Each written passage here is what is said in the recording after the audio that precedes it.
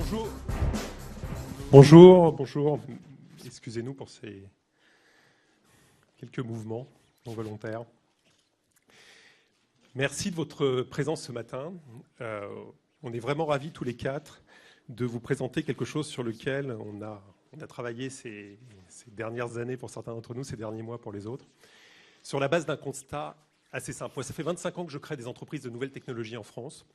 Et depuis 25 ans, quelle est la difficulté pour créer ces entreprises? Ce n'est pas d'avoir des idées, ce n'est pas de trouver du capital, c'est de trouver des talents, d'avoir les talents qui vont être à même de développer les logiciels dont on a besoin, quelles que soient ces initiatives. Alors, c'est un constat qui est partagé par les entreprises d'informatique. Si vous regardez les entreprises qui font de l'informatique en France, vous apercevez que 70% d'entre elles disent ne pas trouver les talents dont ils ont besoin. C'est-à-dire ces entreprises sont bloquées dans leur développement et elles n'y arrivent pas. Il n'existe pas un secteur dans l'économie où ce constat ou un constat équivalent peut être fait. C'est vraiment dans ces entreprises, quand on a besoin d'informaticiens, on ne les trouve pas. Et alors, ce n'est pas seulement un problème pour nous, les entrepreneurs, c'est également un problème pour la France. On ne sait pas créer d'entreprises innovantes sans ces personnes. À côté de ça, l'économie numérique en France, c'est 25% de la croissance. Si vous regardez les États-Unis, c'est 40% de la croissance. Un chiffre beaucoup plus inquiétant, la France est la 5e puissance économique mondiale, alors que l'on n'est que la 20e puissance si on regarde l'économie numérique. Ça veut dire quoi?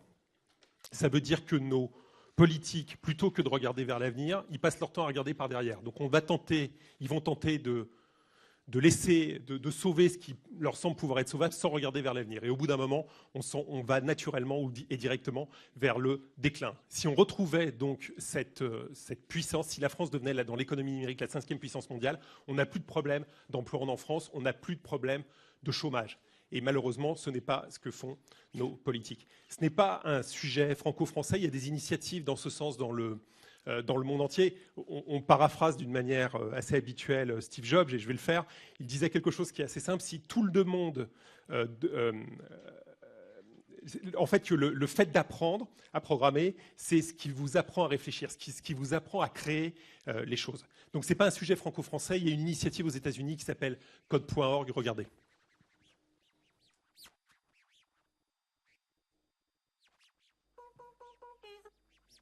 Here we are, 2013. We all depend on technology to communicate, to bank, and none of us know how to read and write code. The first program I wrote asked things like, what's your favorite color? Or how old are you? I wrote a program to play tic-tac-toe. I first learned how to make a green circle and a red square appear on the screen. You're just trying to make something, trying to transfer something from your mind to the computer or to a tablet it's an experience. The whole limit in the system is just that there just aren't enough people who are trained and have these skills today. The programmers of tomorrow are the wizards of the future. You know, you're going to look like you have magic powers compared to everybody else. Great coders are today's rock stars. That's it.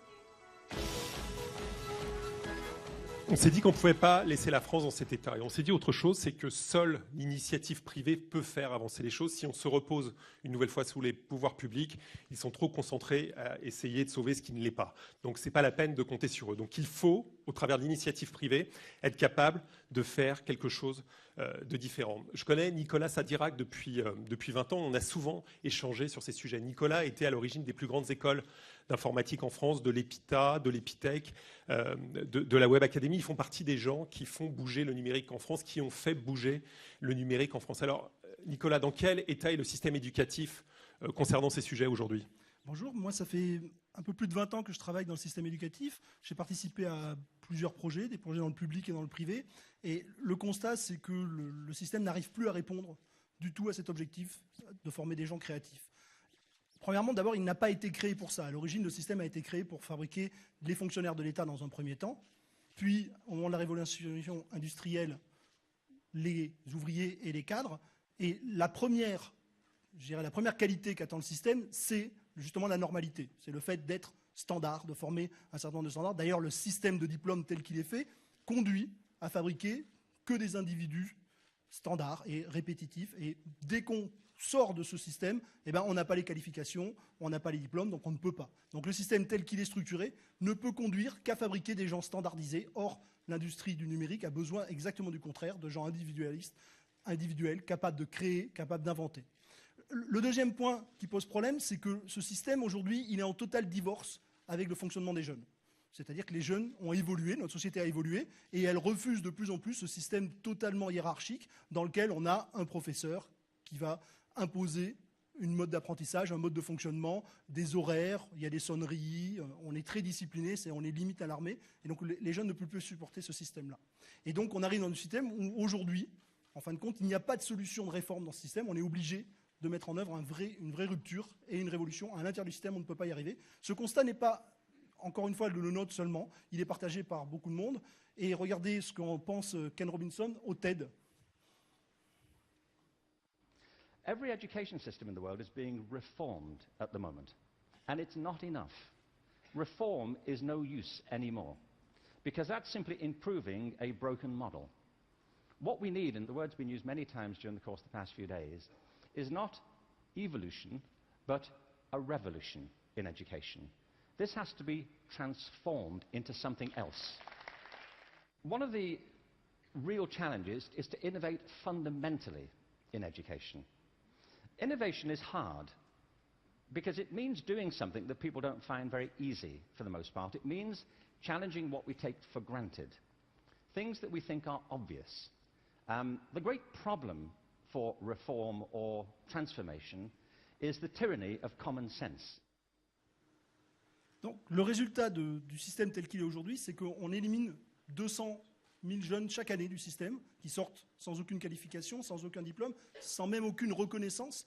Or, c'est très certainement dans ces 200 000 qu'on a le plus de chances de trouver nos talents de demain et les gens qui vont fabriquer les entreprises innovantes de demain. Donc, la seule voie possible, c'est quoi? C'est de faire une révolution, c'est de tout changer. C'est de réussir à faire une révolution suffisante du système éducatif pour créer une nouvelle voie d'accès au succès qui permette à ces jeunes d'accéder au succès, de changer le paradigme. Donc qu'est-ce que l'on veut faire? On veut faire quelque chose qui soit tout sauf une école, quelque chose de différent, qui soit basé sur 3 piliers. Tout d'abord, c'est de créer un endroit qui repose sur une pédagogie réellement différente et réellement innovante. Le deuxième sujet, c'est d'avoir une ouverture à tous.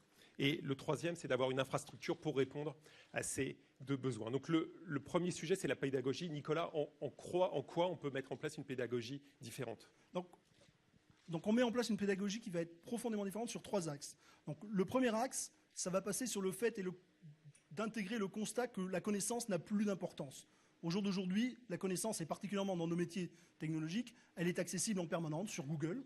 Vous pouvez à tout moment tout trouver. Donc la compétence contenue en termes de connaissance n'a pas de sens. Okay? Ce qui est important, c'est la capacité d'utiliser cette connaissance et d'être actif dans cette connaissance, d'être capable d'en faire quelque chose. Donc on va, dès le début, fabriquer une pédagogie de projet. C'est-à-dire on va mettre l'étudiant, non pas passif à suivre un cours d'un professeur qui va lui transmettre son savoir, mais vraiment, dès le début, en train d'utiliser ce savoir. Et on s'est aperçu que quand on fait ça, non seulement on rend l'étudiant actif, mais en plus on le rend heureux. C'est-à-dire qu'il y a un vrai plaisir naturel au fait de découvrir et de manipuler des choses nouvelles et de créer. Donc ça fait une première étape. La deuxième étape, c'est de passer au-delà de ça. C'est-à-dire que le fait d'être capable de connaître des choses, d'être capable de trouver sur Google des informations, de les agréger, d'être capable de les utiliser et de réussir un projet, c'est bien, mais ce n'est pas suffisant. Parce qu'aujourd'hui, l'économie, elle n'est plus une économie de capacité à produire, elle est une économie de capacité à innover. C'est-à-dire qu'il faut aller plus loin que simplement être capable de faire, mais il faut être capable d'inventer. Et donc ça, on va le créer à travers une situation spécifique où on va mettre les étudiants dès le début en face de problématiques dont ils n'ont pas les solutions et où ils ne peuvent pas trouver les solutions, et on va leur demander d'inventer, et on va les mettre en situation de ce qu'on appelle les conflits psychocognitifs, où ils vont être obligés, par groupe, de trouver des solutions et donc de dépasser et de prendre à la fois confiance en eux et à la fois développer leur capacité de création. Donc on n'est plus dans une logique de réplica où on a un ensemble de connaissances qu'on veut amener aux gens, aux étudiants, on est vraiment dans une logique où on veut leur apprendre à créer des nouvelles compétences. Et le dernier point, ça va être de passer d'un apprentissage individuel à un apprentissage collectif. Aujourd'hui, on s'aperçoit que en fin de compte, la connaissance et l'apprentissage est naturel en groupe et elle fonctionne correctement en groupe. Or, le système scolaire fait tout le contraire. Typiquement, à l'école, quand vous travaillez à deux, on appelle ça tricher. C'est quand même assez embêtant parce que dans une entreprise, on va vous demander de collaborer. Et aujourd'hui, on s'aperçoit que la création, la capacité à innover, elle est toujours collaborative. Parce qu'elle demande des compétences de plein de nature et c'est le fait souvent d'avoir des gens de différentes natures qui créent la collectivité. Donc l'objet va être de fabriquer une école qui va être une école 2.0, une école peer-to-peer, où chacun va être non seulement acteur de sa propre compétence, mais de celle des autres. Et on va faire le même changement de paradigme qu'on a eu entre le logiciel et le logiciel libre. C'est-à-dire qu'au lieu d'avoir des développeurs et des communautés d'utilisateurs passives, on va intermêler les deux et on va fabriquer une vraie école peer-to-peer. Et on s'appuie sur un certain nombre d'expériences. Et regardez ce qui s'est passé avec M. Mitra en Inde, qui va vous montrer des résultats de cette nature-là. What is going to be the future of learning? What we need to look at is we need to look at learning as the product of educational self-organization. If you allow the educational process to self-organize, then learning emerges. It's not about making learning happen, it's about letting it happen. The teacher sets the process in motion, and then she stands back in awe and watches as learning happens. I think that's what all this is pointing at. But how will we know? How will we come to know?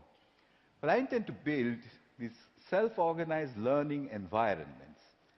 They are basically broadband, collaboration, and encouragement put together. I've tried this in many, many schools. That's being tried all over the world, and teachers sort of stand back and say, it just happens by itself? And I said, yeah, it happens by itself. How did you know that? And I said, you won't believe the children who told me and where they're from. Et alors, Nicolas, cette formation, cet apprentissage, il doit durer combien de temps? Alors, cet apprentissage, il va durer, en fin de compte, de façon variable en fonction de chaque individu. Donc, en fonction de ses capacités à apprendre, en fonction de ses objectifs, savoir s'il veut aller plus loin sur un certain domaine, s'il veut se lancer dans l'entrepreneuriat. Donc, la formation va durer entre 3 et 5 ans, voire même au-delà pendant certains cas. Et alors, au bout de ces 3 à 5 ans, qu'est-ce qu'on sait faire? Alors, on sait faire tous les métiers de la technologie, du numérique. Donc ça va être d'abord et avant tout des développeurs. Certainement, on aura les meilleurs développeurs, en tout cas en Europe et peut-être dans le monde, j'espère. Ça va être des gens qui vont être responsables de réseau, ça va être des gens qui vont créer des jeux vidéo, travailler dans la réalité augmentée, dans la sécurité. Mais surtout, avant tout, ce sont des gens qui vont être capables d'apprendre. Donc ils seront aussi capables de travailler dans les métiers de demain, voire même de les créer et de les inventer. C'est avant tout l'enjeu, parce qu'aujourd'hui, les métiers dans le numérique, dans 5 ans ou dans 10 ans, personne ne les connaît. Et 80% de nos étudiants, dans l'avenir, travailleront dans des métiers qui n'existent pas aujourd'hui. Donc ce n'est pas des webmasters? Non, ce n'est pas du tout des webmasters. Le webmaster est un métier qui est spécifique autour du contenu. Donc là, nous, on est bien sur la technologie. Donc là, le premier point, c'est d'avoir une pédagogie complètement différente que nous qualifions de révolutionnaire. La deuxième différence qui est fondamentale, qui est la base du projet, c'est l'ouverture à tous. Alors Kwame, tu travailles depuis longtemps avec Nicolas et vous aviez mis en œuvre une initiative qui s'appelait la Web Academy. C'était quoi la Web Academy? Alors, la Web Academy, c'est une initiative qui a été lancée par Nicolas et François Bentanan. En fait, l'idée, c'était de prendre des gens qui étaient exclus du système scolaire. Comme l'a dit Nicolas tout à l'heure, on a à peu près 200 000 personnes qui sont exclues du système scolaire. Et l'idée, c'était de se dire, on va les réintégrer dedans. Donc, on va prendre des gens qui n'ont pas le bac et on va, bon an, mal an, tenter de leur apporter un niveau bac plus 2.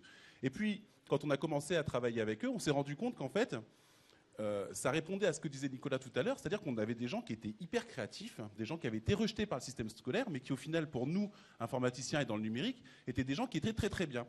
Et donc on s'est retrouvé en fait on s'est dit, on va prendre ces gens-là, puis on va les intégrer dans une filière d'excellence pour gens qui ont le bac et très avancés. Et en fait, on a obtenu des résultats hyper étonnants, des gens de très bon niveau. Alors on s'est retrouvé comme ça avec une jeune fille qui avait de la valeur ajoutée de vendre des hamsters dans une animalerie, qui du jour au lendemain, avec beaucoup de travail certes, a intégré une des plus grandes boîtes du numérique français. Elle travaille chez Free. Elle travaille chez Free, exactement.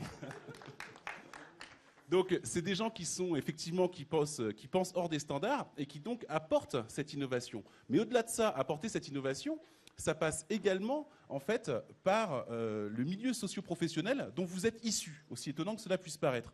Alors, si on regarde les chiffres de la France aujourd'hui dans l'éducation, c'est la cata. L'OCDE nous place en termes d'accélérateur social, comme au travers de l'éducation, comme l'avant-dernier pays. Il y a la Nouvelle-Zélande derrière nous, et puis après, il n'y a plus personne. Concrètement, ça veut dire que si je suis fils d'ouvrier, mon destin, il est simple. C'est ouvrier. Je serai ouvrier. J'ai pas de chance. Enfin, il n'y a pas de pays dans le monde, à part la Nouvelle-Zélande, où j'ai plus ou moins de chance, on peut le voir comme ça. Malheureusement, non. Je te conseille plutôt de faire du rugby. En Nouvelle-Zélande, ça devrait mieux se passer. Donc, on a vraiment des résultats qui sont catastrophiques. On a quelques exemples concrets. Il y a à peu près 11% de boursiers qui intègrent une des plus grandes écoles françaises, c'est-à-dire Polytechnique, typiquement. Le précédent gouvernement avait demandé à ce que les grandes écoles, donc la conférence des grandes écoles, parce qu'en France, comme on aime beaucoup les normes, le fait d'être une grande école est normé. Donc le précédent gouvernement avait demandé à la conférence des grandes écoles d'intégrer 30% de boursiers par école. Ça a été refusé par la conférence des grandes écoles quand ça a été dit, sur un principe assez simple, c'est une question d'attribut de valeur. C'est-à-dire que le président de la conférence a répondu que l'attribut de valeur pour rentrer et faire Polytechnique n'était pas lié à votre niveau social. Et en fait, dans le milieu, pour répondre à la question que tu as posée au début, comment on va faire pour trouver des gens innovants, en fait, c'est quelque chose d'important. C'est quelque chose d'important. Pourquoi ? Parce qu'on veut des gens qui vont penser différemment. Penser différemment, ça veut peut-être dire que puisqu'on a dans les grandes écoles, c'est-à-dire dans les métiers techno, on a besoin de gens qualifiés. Pour avoir des gens qualifiés, on va les chercher dans les grandes écoles. Et ceux qui viennent des grandes écoles viennent tous du même niveau socio-professionnel. Donc si vous voulez, quand on a fait la maternelle ensemble, la primaire ensemble, le collège ensemble, le lycée ensemble, la prépa ensemble et l'école d'ingénieurs ensemble, moi j'aimerais bien savoir comment est-ce qu'on fait pour penser différemment. Surtout si les parents se fréquentent le week-end. Alors surtout si les parents se fréquentent le week-end, qui passent à la manif le dimanche à 14h, on a des problèmes. Donc du coup, on va devoir faire des petits changements. Pour y arriver, alors moi j'ai des exemples assez concrets, je crois par exemple dans les télécoms tu te débrouilles, tu as ton petit niveau comme on dit. Moi je vois, tu as réuni une équipe d'une dizaine de personnes hyper hétérogènes, hyper hétéroclites, des gens qui venaient d'écoles d'ingénieurs d'ailleurs, des gens qui n'en venaient pas, des gens qui venaient d'écoles d'expertise, des gens sans diplôme, des gens qui ont à peine le bac, des gens auto-formés, et tout ça, ça a fait quoi ? Ça a généré la Freebox. Donc ça veut dire que la prochaine fois que quelqu'un va me dire la Freebox marche pas, c'est à cause d'une éleveuse de hamster. C'est ça l'esprit, non? C'est un peu ça le problème. Hein. Merci. Quoi. Donc si tu veux, la problématique, c'est que donc on a une école qui est ultra normée. Si vous voulez faire ingénieur en France, si vous voulez ouvrir une école d'ingénieur en France, vous allez sur le site de la commission du titre d'ingénieur. Vous avez un doc épais comme ça téléchargé, et là vous allez savoir comment est-ce qu'on fabrique une école d'ingénieur. Et donc par définition, moi j'aimerais bien qu'on m'explique comment est-ce qu'on fait pour faire des gens innovants qui sortent d'une norme. Donc soit vous êtes d'un côté comme ça au travers du système scolaire français, où de toute façon, si vous n'avez pas des attributs de niveaux sociaux très élevés, vous ne pouvez pas réussir. Donc ça c'est tout le monde qui le dit et c'est démontré. Ou alors vous allez intégrer une école privée qui effectivement va pouvoir vous accepter, mais il y a un petit problème. En général, bon ça c'est un problème qu'on connaît bien avec Nicolas, ça coûte à peu près 10 000 par an. Donc en fait, on a le choix entre deux choses. Hein. Si je résume ce que tu dis, on a le choix entre des facultés ou une université qui, dans nos sujets, ne savent pas former convenablement ce type d'élèves, ou des écoles privées dans lesquelles le critère d'entrée, c'est l'argent, qui ne sont donc pas ouvertes à tous, et dans lesquelles on peut estimer que la formation, puisqu'elle est directement liée à l'argent, n'aura peut-être pas toute l'objectivité que l'on peut attendre dans le cursus et dans la reconnaissance des élèves. Alors, qu'est-ce qu'on peut faire ? Comment on peut faire quelque chose pour changer ça ? Je crois qu'il n'y a pas trop de solutions. Hein. Alors, comment on fait ? La révolution, il faut la continuer. Donc il faut faire la révolution sur deux axes qui nous semblent importants. Le premier, c'est de dire que tous les attributs de valeur qui ont été donnés par le système éducatif français jusqu'à maintenant ne nous intéressent pas. Parce que de toute façon, ils ne sont pas faits pour répondre aux problématiques qu'on a, nous, dans le numérique. Donc que les gens aient le bac ou pas de bac, pas de diplôme, il faut les laisser rentrer dans l'école, il faut les laisser essayer. Surtout s'ils viennent effectivement de milieux qui sont particulièrement défavorisés. Il faut essayer de les faire rentrer pour qu'ils évoluent. Le deuxième axe qu'on a besoin, c'est que on est une école privée, et une école privée, d'habitude, c'est 10 000 par an, et si on veut que tout le monde rentre, il faut qu'elle soit gratuite, tout simplement. Donc c'est ça ce qu'on veut faire, c'est trouver des gens qui sont vraiment des gens qui ont un génie, une perception du monde qui n'est pas la perception classique, qui sont des gens rejetés par le système en particulier ou qui ne s'y sentent pas bien, et qui puissent intégrer l'établissement gratuitement pour montrer ce qu'ils savent faire. Alors, sur la base de ce sujet, combien on en forme par an ? Combien on sait en former ? Alors, il y a à peu près 5000 experts en informatique qui sortent par an en France. Si on veut avoir un vrai impact, il faut se rajouter 20% dans le système. Donc, il faudrait en sortir à peu près 1000. Donc, l'idée, c'est de former chaque année 1000 nouveaux jeunes c'est d'essayer de générer en France chaque année 1000 génies. Et ces 1000 génies vont avoir un impact encore supérieur sur l'économie. Pourquoi ? Parce que, comme je vous le disais tout à l'heure, pas d'entreprise de nouvelles technologies sans ces personnes, sans ces talents, sans ces génies. Et on pense qu'on a un facteur multiplicateur par 10. Savoir générer chaque année 1000 emplois, 1000 génies, va permettre de générer chaque année 10 000 emplois supplémentaires en France et va permettre à des entreprises qui n'auraient pas existé ou qui ne se seraient délocalisées de se créer en France. Nicolas, comment on fait pour les sélectionner, ces jeunes ? Bien sûr, on ne va pas pouvoir les sélectionner sur l'argent, puisqu'on a dit qu'on devait l'ouvrir à tout le monde. En même temps, on ne peut pas les sélectionner sur les systèmes académiques. Donc on va mettre en place notre propre système. Donc il va se passer en 2 phases. Donc la première phase, on va la faire sur notre site web. Donc les futurs candidats pourront aller sur notre site web et remplir un certain nombre de questions, passer un certain nombre de jeux qui nous permettront de déterminer un certain nombre de compétences de base qui nous permettront de dire qu'ils ont le potentiel pour le faire. À partir de là, on va avoir à peu près 4000. On va sélectionner à peu près 4000 profils de gens qui nous paraissent avoir le potentiel. Après ça, on va les passer dans ce qu'on appelle dans notre jargon une piscine. Donc une piscine pour nous, c'est une phase d'1 mois dans laquelle on va faire de l'informatique de façon intensive, à peu près 15 heures par jour tous les jours. Et à partir de là, ça va permettre de révéler les talents. On va faire ça pendant la période d'été, de telle sorte que les étudiants qui n'ont pas ces talents et qui puissent continuer sur des voies classiques. C'est-à-dire on va se mettre dans la zone qui est censée être la zone de vacances, de telle sorte que les gens puissent continuer leur scolarité normale s'ils sont inscrits dans un cursus universitaire ou s'ils se dirigent vers un cursus universitaire. Donc de telle sorte qu'on ne fabrique pas de situation qui puisse empêcher les gens de réussir. Voilà.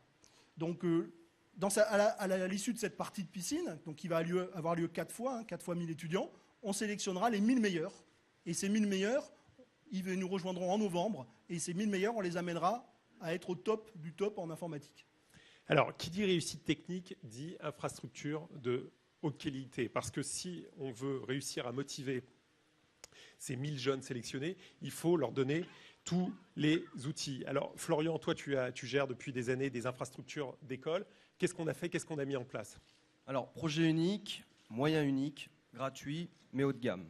Donc pour ça, nous, on a créé ce qu'on a appelé notre Heart of Code. Pour commencer, on a fait simple. On a acheté un bâtiment dans Paris, intramuros, dans le 17e, plus de 4200 mètres carrés, entièrement repensé en dehors de tout ce qu'on peut trouver aujourd'hui dans l'éducation, qu'elle soit publique ou privée. Et au travers de ça, on a décidé aussi de faire un parc informatique de plus de 1000 postes, 1000 Apple iMac de dernière génération, 27 pouces, très haut de gamme. Tout ça, ce sera interconnecté en gigas, pour vous donner quelques chiffres, avec 10 gigas de transit Internet, redondé sur 2 des plus grands data centers de Paris. Et un point important, un étudiant, un poste. Tout le monde disposera du meilleur. Il n'a pas besoin d'acheter son ordinateur, on lui fournit contrairement à d'autres écoles. Il n'a rien besoin d'acheter, tout lui sera réellement gratuit et accessible. Donc c'est ouvert de quoi ? 9h à 17h tous les jours ? Non, on est ouvert 24 heures sur 24, 7 jours sur 7, en permanence. C'est-à-dire que samedi soir, 3h du matin, il y a une équipe samedi soir, pédagogique qui est là ? Il y a des responsables pédagogues, des responsables techniques et bien sûr nos étudiants. Le bâtiment, l'architecture, entièrement pensé pour nourrir cette créativité, que les gens s'y sentent bien. Donc on a des espaces ouverts, des espaces de travail, des espaces de détente, des espaces pour échanger. On a aussi mis en place des espaces numériques et collaboratifs de travail basés sur des technos récentes, innovantes, qu'aucune école aujourd'hui n'utilise, même en Europe. Donc en gros, les élèves auront à disposition la meilleure infrastructure possible aujourd'hui.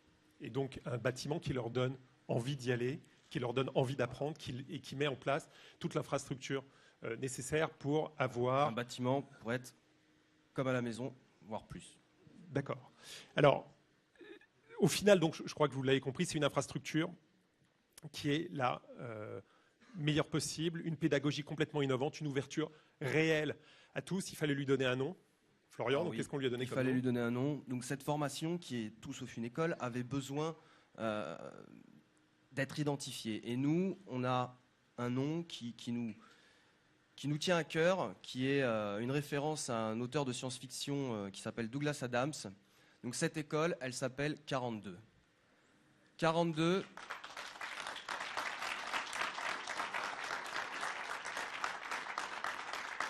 42 parce que pour nous, c'est notre réponse à ce que devrait être l'éducation aujourd'hui.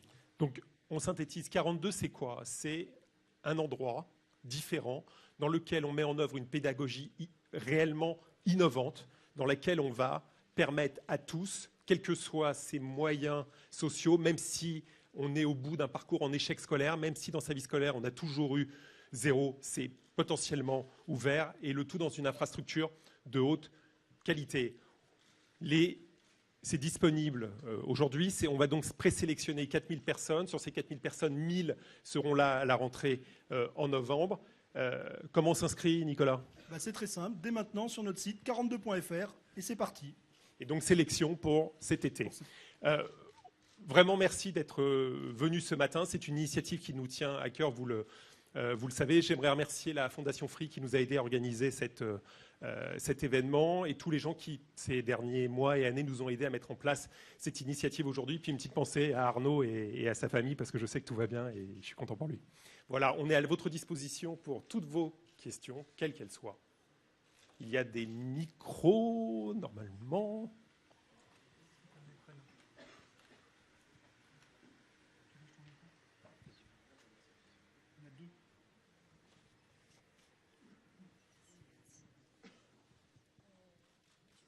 Ah.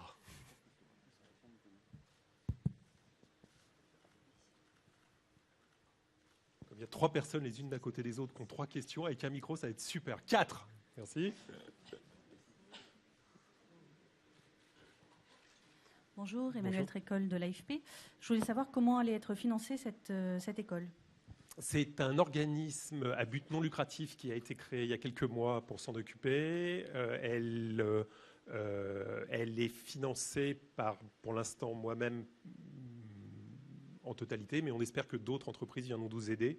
L'idée, c'est que j'apporte le financement nécessaire pour les 10 années qui viennent et qu'ensuite le relais se crée naturellement avec les entreprises qui seront, et les élèves, s'ils veulent nous aider, qui seront là et qui, j'espère, seront devenus les génies que nous espérons. Bonjour, Delphine Cuny, La Tribune. Est-ce que vous allez faire de la discrimination positive dans la sélection ?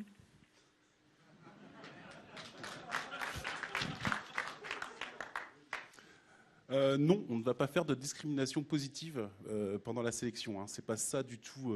C'est pas ça du tout l'objet. C'est une bonne question, mais c'est pas du tout ça ce qu'on souhaite faire. Ce qu'on souhaite faire, c'est permettre à des gens qui sont actuellement discriminés de réintégrer un cursus qui normalement aurait dû être assuré par l'État, qui ne le fait pas aujourd'hui.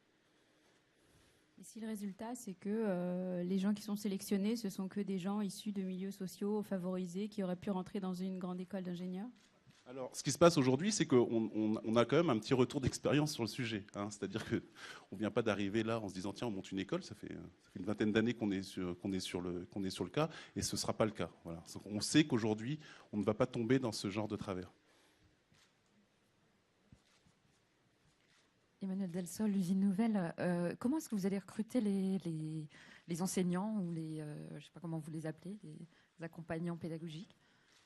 Donc, les enseignants et les accompagnants pédagogiques sont des gens qu'on connaît depuis longtemps. Donc, on est dans ce secteur, encore une fois, depuis très longtemps. Donc, on a déjà un réseau de gens qu'on connaît, qui ont l'habitude de fonctionner avec nous, à la fois du côté des entreprises avec lesquelles on travaille, puisque, comme je l'ai dit, cette formation est très active. Donc, elle implique aussi un travail collaboratif avec un grand nombre d'entreprises. Donc, on a déjà ce réseau et on est déjà en partenariat avec beaucoup d'entreprises. Et les intervenants sont aussi souvent en action. On a assez peu d'intervenants plein temps. On a beaucoup d'intervenants qui viennent d'entreprises et aussi un corps d'enseignants de base qu'on connaît déjà.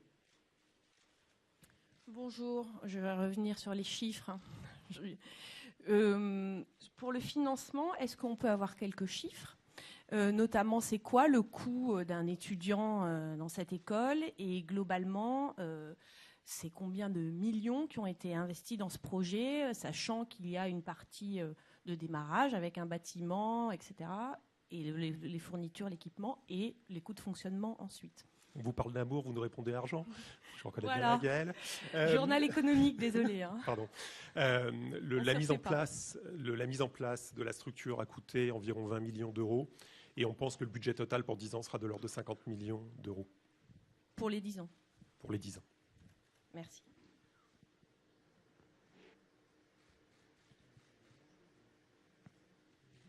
Bonjour. Est-ce qu'on peut en savoir un petit peu plus sur le cursus, la façon de travailler, pédagogie par projet? Ah bon, d'accord. Je suis arrivée un tout petit peu en retard, donc vous l'avez peut-être dit. Donc, la pédagogie, c'est clairement une pédagogie par projet, mais avec une spécificité nouvelle, c'est une véritable notion de peer-to-peer, c'est-à-dire qu'on va aller jusqu'à la capacité des étudiants de s'évaluer entre eux. Donc on va passer d'un système d'évaluation centralisé sur l'institution vers un système d'évaluation centralisé sur la communauté. Donc c'est un changement à ce niveau-là. Le programme pédagogique, lui, il suit tout le numérique, c'est-à-dire que ça va traiter aussi bien, bon, bien sûr la programmation qui est pour nous l'ABC, ou en tout cas le B.A.B.A. et de l'accès au numérique, mais aussi tout ce qui va toucher autour du réseau, les technologies de transmission, etc. Donc on va fabriquer des gens qui sont capables de répondre à toute problématique numérique.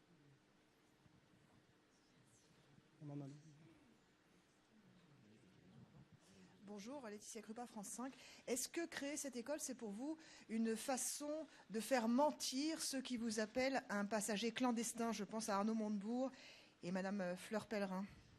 Il y en a qui agissent et d'autres qui parlent. Nous, on essaye d'agir, on essaye d'être dans l'action et de faire bouger les choses. Ça a toujours été notre sujet depuis le premier jour. C'est ce que je vous disais tout à l'heure, c'est d'essayer de se dire, vous êtes dans un pays qui est en train de perdre sa cinquième place sa cinquième place mondiale en termes de puissance économique. Et à ça, il faut y répondre d'une manière ou d'une autre. Et toute l'idée de tout ce que l'on peut faire, c'est toujours ça. Comment on adresse ce problème? Comment on fait pour que la France ne devienne pas, tendre très naturellement vers la 20e puissance économique mondiale qui est sa place dans le numérique. Et donc il faut y répondre, il faut mettre en œuvre des initiatives, d'autres en France essayent de travailler dans le même sens. On sait que la réponse ne vient pas et ne viendra pas des politiques, elle ne viendra que de l'initiative privée, celle-ci en est une. Mais qu'est-ce que vous répondez concrètement à M. Montebourg et Mme Pellerin Je crois qu'ils ne sont pas encore prononcés sur le sujet de cette école, je ne doute pas qu'ils le contesteront, parce qu'on risque peut-être de faire du chômage dans d'autres écoles, on peut trouver des idées différentes et variées, on peut toujours trouver des idées négatives. Mais vous savez, il y a des gens qui construisent et des gens qui parlent. Nous sommes du côté des gens qui construisent. Oui, mais quand ils disent de vous que vous êtes un passager clandestin dans les tribunes du Figaro, que répondez-vous? Je ne lis pas le Figaro.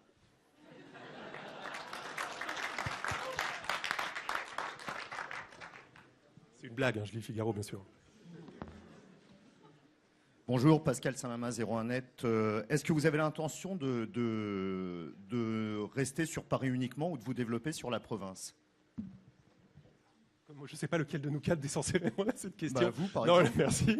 Non, l'idée, c'est de commencer aujourd'hui sur Paris. C'est beaucoup de travail. Je sais que c'est facile de le présenter aujourd'hui, mais en amont, il y a énormément de travail. C'est une grosse infrastructure à mettre en place. Donc aujourd'hui, on est destiné à être sur Paris et à commencer sur Paris. Si après vous avez du succès, on peut toujours grossir de manière différente. Mais aujourd'hui, c'est vraiment de mettre cela en place et de voir le résultat et de voir ce que ça donne.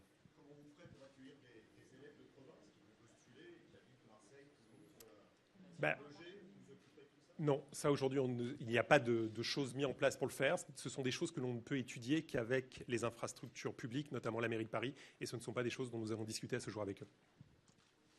Bonjour, Philippe Guerrier pour IT Expresso. Dans votre démarche, je voulais savoir si vous souhaitiez dynamiser le marché des développeurs ou dynamiter le marché des écoles d'ingénieurs. Et dans votre démarche, est-ce qu'il y aura au bout du compte un diplôme avec une certification, du coup homologuée par l'État? Comment ça se passe à la fin du cursus? Donc, aujourd'hui, nous ne visons absolument aucune certification, parce que, comme je l'ai expliqué tout à l'heure, la certification nous imposerait des contraintes qui sont contraires à notre philosophie. Donc, l'objectif de cette formation, ce n'est pas d'amener à un diplôme, mais d'amener à un métier et de fabriquer des gens qui vont à la fois travailler, créer et inventer les nouvelles entreprises du numérique de demain. Là, je parle en connaissance de cause. Les entreprises n'achètent pas un diplôme, elles achètent un savoir-faire. Quel que soit le diplôme, c'est le savoir-faire qui est acheté. Est-ce qu'on est capable de former chaque année 1000 personnes qui soient brillantissimes? Le problème du diplôme, au bout, ne se pose pas. S'il vous plaît. Ici, Florence Legrand, Les Numériques. Une question pratique. Y a-t-il une limite d'âge imposée pour déposer une inscription? Oui, donc aujourd'hui, on se limite à 18-30 ans. Pour des questions pratiques, à la fois pour 18 et 30 ans. Pour quelle raison? En dessous de 18 ans, ça pose des problèmes de réglementation assez compliqués en termes d'accueil de personnes. Et au-delà de 135 ans, ça pose un problème de cohérence sur la population pour l'instant. On y viendra vraisemblablement. On a besoin de développer des choses qu'on n'a pas encore mis en place. Et autre question, est-ce que vous avez déjà aujourd'hui des entreprises partenaires qui sont prêtes à accueillir des étudiants en stage, par exemple? C'est moi. Donc, Pardon pour la question. On se pose la question de savoir qui répond. Non, on n'a pas aujourd'hui formalisé de partenariat, mais on a déjà été approché par un grand nombre d'entreprises. Et aujourd'hui, on est dans ce secteur depuis longtemps. Le problème ne se pose pas comme ça. C'est-à-dire aujourd'hui, quand on forme un étudiant correctement en informatique, on a entre 15 et 20 propositions de stage et d'embauche à la sortie. Dans ma vie passée, les étudiants en sortie, ils avaient 30 demandes de CDI. Donc on est dans une situation de pénurie. On n'est pas du tout en train de se demander où est-ce qu'on va les caser. C'est des entreprises qui se battent. À la sortie, j'ai bien compris, mais pendant les stages. Non, pendant première année stage dans les anciennes formations, on est à 14 demandes par étudiant. Donc on n'est pas du tout. Aujourd'hui, en première année, au bout d'un an, ils vont être capables de développer ce que les gens développent en sortie de 5 années d'études d'ingénieur. Donc on n'est pas du tout dans ce paradigme. On n'a aucun problème de placement. Le problème, il est à l'envers. C'est comment on trouve, comment les entreprises les trouvent, comment on les forme. Mais il n'y a pas du tout de problème de placement. Bonjour. Je voulais savoir si chez vous, par exemple chez Free, vous manquiez de codeurs, de développeurs. Et puis ensuite, je voulais savoir s'il y avait une forme de remboursement qui était prévue pour les frais de scolarité ou si c'était gratuit. Il n'y a pas de forme de remboursement qui soit prévue. Chez Free, on est toujours à la recherche de talents qu'on a toujours du mal à trouver. On sait que sur un certain nombre de nouveaux projets, on est bloqué ou on est en retard de par l'absence de ce type de profil. On cherche des gens. Si vous voulez, aujourd'hui, on a réussi à produire des gens qui font de l'informatique de qualité en visant 10% de la population ou 15% de la population nationale. Et on pense que ce sont des talents qu'ont ou n'ont pas les gens, qu'ont ou n'ont pas les jeunes. Et on veut étendre le réservoir, le vivier sur lequel on peut aller rechercher ces talents. Et on pense pouvoir générer et trouver des génies comme ça ne s'est jamais vu en France. Et c'est ça le but, c'est d'aller trouver en France, d'aller générer chaque année des centaines de génies qui vont réussir ici à aider à la création d'entreprises innovantes. Une petite question pédagogique. Est-ce qu'il y a un grand nombre de cours en ligne? Est-ce que le télétravail est favorisé ou est-ce que l'idée est plutôt d'être dans le bouillon de culture, enfin d'être sur place? Il y a un grand nombre de cours en ligne, bien sûr, mais tout se passe sur place. C'est-à-dire qu'en fin de compte, le cours, ça ne nous concerne pas. L'interaction entre l'étudiant et l'institution, elle ne se passe pas dans le cours. Aujourd'hui, on considère qu'il y a des systèmes de cours massivement en ligne.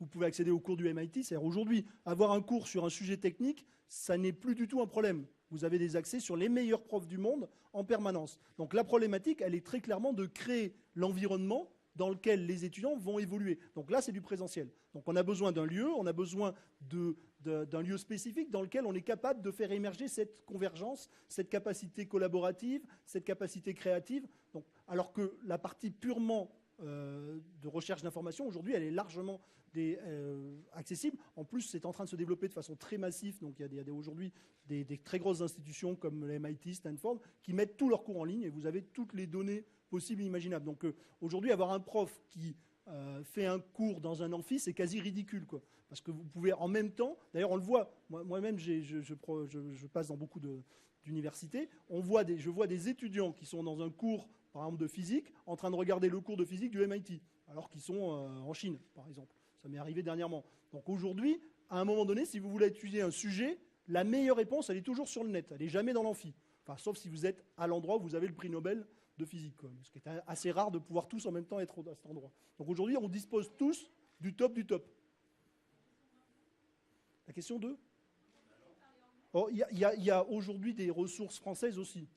Bon, maintenant, ceci dit, parler anglais, c'est quand même un truc utile aujourd'hui. Ça devient difficile de ne pas parler anglais. Oui, on enseignera l'anglais, bien sûr. Bonjour, Geneviève Petit Web. D'abord, je voulais vous féliciter parce que ça fait du bien d'avoir une initiative comme ça en France alors qu'on a une société complètement bloquée. Et je me demandais quoi dans votre parcours, Xavier Niel, a fait que vous avez cette envie. Est-ce que vous étiez un cancre? Et la deuxième chose, c'est est-ce que vous avez des discussions? Moi, je trouve que ça serait intéressant d'avoir des discussions avec l'enseignement supérieur public et l'éducation nationale parce qu'on a absolument besoin de réformer les deux. Je vais vous décevoir, je n'étais pas un cancre, ça aurait été bien pour l'image, mais c'est raté. Le seul cancre ici, c'est Florian, qui est l'exemple vivant de ce qu'on vous a dit précédemment. C'est un garçon en échec scolaire et qui un jour intègre un cursus différent et réussit. C'est idiot, mais vous avez un exemple vivant. Moi, je suis content qu'il soit à côté de moi. Et merci pour votre question. Non, je crois que c'est une volonté commune que l'on a de se dire qu'est-ce que l'on peut apporter à notre pays. Notre pays nous a aidés de manière différente à être ce que l'on est aujourd'hui. Qu'est-ce que l'on peut lui donner? Qu'est-ce qu'on peut lui rendre pour lui permettre d'évoluer dans le sens où on a envie qu'il évolue? Parce qu'on trouve que le sens dans lequel où il va aujourd'hui d'une manière politique, et c'est pas un sujet de droite ou de gauche, c'est un sujet général, on regarde derrière, on regarde pas devant. Donc on est en face de pays qui, eux, passent leur temps à avoir les yeux fixés vers l'avenir, et nous, on regarde derrière à essayer de sauver des emplois passés. On pense que c'est une erreur. Il faut le faire, mais d'une manière légère. Mais la chose la plus importante, c'est aider l'innovation et le développement de la France. Et donc, il faut mettre en place des initiatives pour faire cela. Quant à ce qui est de parler avec l'éducation nationale, on veut bien essayer. On l'a déjà fait beaucoup. C'est extrêmement compliqué. L'éducation nationale a des problèmes structurels qui sont bien au-delà de nos compétences et qui n'ont rien à voir. Il y a beaucoup de talents. Hein. On travaille, d'ailleurs, dans notre corps professionnel, on a des gens qui travaillent aussi à l'éducation nationale. Mais le problème, il est structurel. En fin de compte, c'est un corps qui se défend principalement du changement parce qu'il a un certain nombre d'avantages et il vit pour lui aujourd'hui. Il n'est là ni pour servir l'État, ni pour servir les jeunes. Il est purement là pour se conserver. Le problème, c'est qu'on ne peut plus... on est dans une période d'évolution qui n'a jamais existé dans l'histoire de l'humanité. On évolue tellement vite que ces gros corps ont du mal à s'adapter à cette situation. Donc on est très loin d'être capable d'aider l'éducation nationale structurellement. Sur le fond de la pédagogie, elle est partagée par beaucoup de professeurs, moi je participe à beaucoup de congrès où le constat de ce qu'il faut faire, tout le monde est à peu près d'accord sur ce qu'il faut faire. Après, c'est le comment et comment on fait changer les institutions qui sont finalement très politisées, pas au sens politique, mais politisées internes, qui bloquent complètement le processus. Parce qu'aujourd'hui, des rapports sur ce qu'il faut faire en termes pédagogiques, c'est pas ce qui manque. Il y en a vraiment, vraiment beaucoup, quoi. Et tout le monde est à peu près d'accord sur les convergences, quoi. Vous êtes actionnaire et cofondateur d'une autre école Internet dont la scolarité est à 8 000 € par an, Palais-Brognard. 7 500. Bon, il me semble que c'était 8 000. Je voulais savoir comment ces deux écoles, ces deux projets vont cohabiter. Est-ce que vous allez assécher le vivier des génies et donc les élèves potentiels de votre autre école? Ce sont des formations extrêmement différentes. Là, ce que l'on cherche à former, ce sont des gens qui ont une capacité et un savoir-faire en programmation informatique. Ce que l'on cherche à répondre dans le cadre de l'EMI, c'est quelque chose de différent, c'est de former des gens qui sont plus proches du webmaster, de personnes capables de gérer les réseaux sociaux, des choses comme ça. C'est des formations vraiment, réellement différentes. Et puis on est sur des tailles un petit peu différentes, parce que l'EMI, c'est un peu moins de 150 élèves. Là, on parle d'un millier d'élèves par an. Donc c'est vraiment des sujets complètement différents que vous pouvez voir ou pas comme complémentaires. Et puis on n'est pas dans une logique de partage des talents. Aujourd'hui, la problématique, c'est de les créer. On manque de ressources. On n'est pas en train de se dire qu'il faut segmenter les ressources. Aujourd'hui, l'idée, c'est de faire... Aujourd'hui, la plupart des jeunes à qui on va s'adapter sont des jeunes qui sont sortis de ce système et qui, aujourd'hui, n'ont pas accès à la fois pour des questions financières, mais aussi pour des questions pédagogiques à ce genre de formation. Donc aujourd'hui, un jeune qui se présente à l'EMI, il doit avoir le bac, il doit avoir un certain nombre de choses, ce qui n'est pas notre cas. On est totalement en train de créer, on est dans un open space, on est vraiment sur un océan bleu où on a vraiment une nouvelle typologie à la fois d'étudiants et de formation. Donc on n'est pas du tout concurrent avec l'EMI ou avec quelques écoles déjà en place. Une dernière question. Juste là. S'il vous plaît. Bonjour, Monsieur Niel. Bonjour. Je suis Patrice Dumoussel, je suis fondateur de l'EPITA. Je vois avec vous trois élèves issus d'un établissement que j'ai fondé il y a fort longtemps, dont Nicolas Sadirac. Vous ignorez que c'était un cancre, puisqu'il a été viré, puis repris à 3 reprises. N'est-ce pas, Nicolas? Ce que vous décrivez me comble dans la mesure où j'y retrouve les fondamentaux que j'avais essayé de mettre en place il y a maintenant 30 ans à EPITA. Mais vous n'avez pas encore vécu, je crois, ce à quoi j'ai eu à me confronter. Vous évoluez dans un système qui, que vous le vouliez ou non, est le système français qui intègre des diplômes, qui intègre des homologations. Vous indiquez former 1000 jeunes, soit, sans leur donner de titre certifié. Ça veut dire concrètement que vous ne leur permettez pas de rentrer dans les conventions collectives françaises. Soit, il y aura là-dedans quelques dizaines de génies que vous allez pouvoir identifier. Je le souhaite pour votre projet global. Maintenant, il en restera sans doute 900 ou 950 ou 800 qui vont avoir à s'insérer dans une problématique structurelle qui est déjà malheureusement, enfin qui est toujours extrêmement forte dans ce pays. En second lieu, des établissements novateurs comme le vôtre, comme l'EPITA, pardonnez-moi Nicolas de le redire, existent depuis fort longtemps. Entendez-vous collaborer avec eux, et en particulier avec les structures qu'ils ont pu mettre en place sur des données économiques et des analyses sociales similaires à la vôtre? Je pense à Etna, dont je suis aussi créateur, comme vous le savez Nicolas, et qui, tout comme vous, propose des formations gratuites en Bac+5, certifiées, pour 250 élèves par an, ce qui n'est pas rien. Ceci a été annoncé il y a 2 mois. En dernier lieu, puisque je suis venu ici pour vous apporter en toute amitié la contradiction et la bienvenue dans notre secteur professionnel, si vous le voulez bien, j'aimerais vous rappeler que prendre des jeunes dans des conditions d'évaluation scolaire ou universitaire spécifiques, des choix d'ouverture, des choix de dynamisme, des choix de folie aussi. Toujours vous, Nicolas, que je connais bien, je vous ai admis, vous le savez fort bien, alors que vous aviez un profil extrêmement spécifique. Et je ne le regrette pas, la preuve, vous êtes là.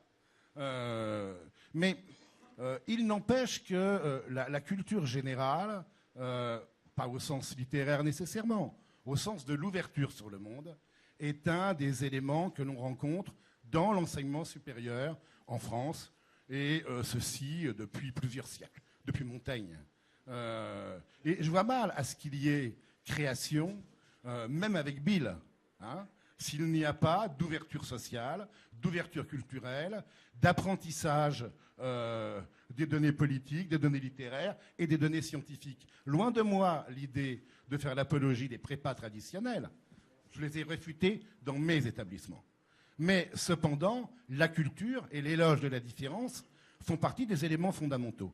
Comment comptez-vous le faire dès lors que votre sélection est basée principalement, voire exclusivement, si j'ai bien compris, sur des évaluations automatisées qui excluent, hormis la piscine, dont je connais la nature évidemment, toute appréciation personnelle?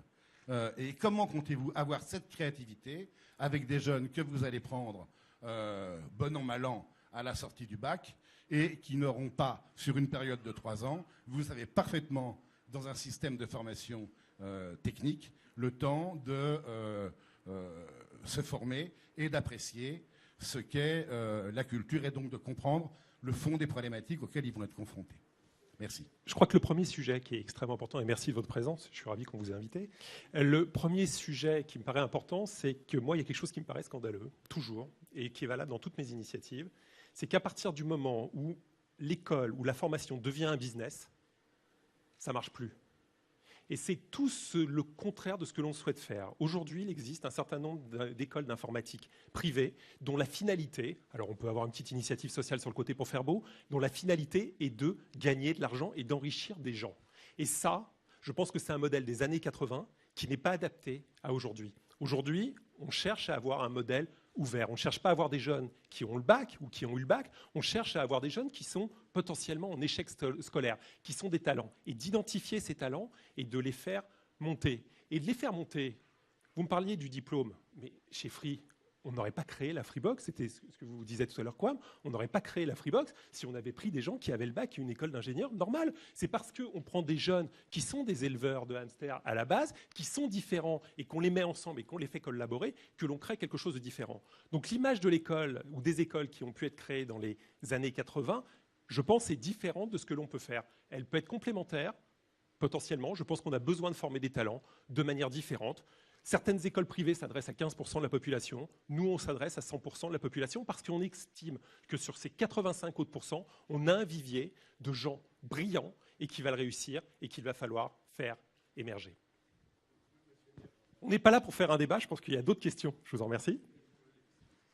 Vous avez évoqué l'initiative code.org. Est-ce que vous pensez plus généralement qu'il faudrait apprendre à programmer beaucoup plus tôt à l'école Je sais que Tarek Rib Oui. milite en faveur d'une telle initiative. À partir de quel âge? Est-ce que vous avez appris à vos enfants à programmer très tôt? Alors, dans le temps, on avait un langage, je ne sais plus comment ça s'appelait, je ne sais pas si tu te souviens. Le logo, c'était drôle. Donc, il y a 30 ans, 40 ans, on apprenait déjà à programmer à l'école. Donc, je m'en souviens, c'était pas brillant. Oui, question, oui, leur apprendre. Et on sera certainement acteur dans ce domaine-là, parce qu'on a un laboratoire à l'intérieur de l'école d'éducation à la programmation pour une communauté beaucoup plus large que celle de nos jeunes. Là, on est obligé finalement de prendre des gens qui ont déjà suivi le cursus. On ne peut pas se permettre aujourd'hui de démarrer sur des enfants de 6 ans ou 7 ans, parce que ça serait trop long pour redresser, pour obtenir les talents, et la France n'a peut-être pas le temps. Mais on va effectivement se lancer dans ce genre de choses, parce que c'est aussi un enjeu encore plus important, parce que comme le disait Steve Jobs, c'est une autre façon de penser, et c'est celle qui permet d'avoir les clés de l'avenir. De structurer la pensée. Et la culture, elle est plurielle. Donc la culture numérique, c'est aussi une autre culture. Okay, et c'est vrai que Montaigne, c'est sympa, mais il y a quand même un petit moment. Hein. Donc aujourd'hui, on a vraiment une autre culture qui est celle des geeks, et c'est elle qui a inventé Facebook, Google, etc. Merci de votre présence. On est à votre disposition par email, et puis à bientôt. Merci.